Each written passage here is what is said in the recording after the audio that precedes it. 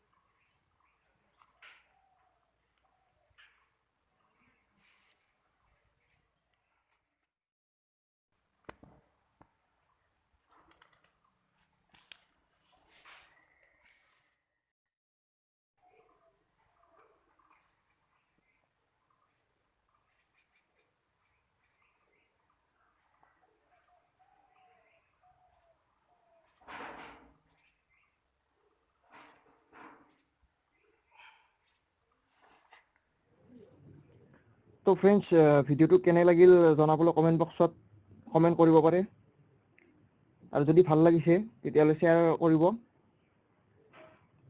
আৰু আগলৈ ভাল ভাল এনেকুৱা ভিডিঅ' পাই থাকিবৰ বাবে মোৰ চেনেলটো ছাবস্ক্ৰাইব কৰিব। ধন্যবাদ।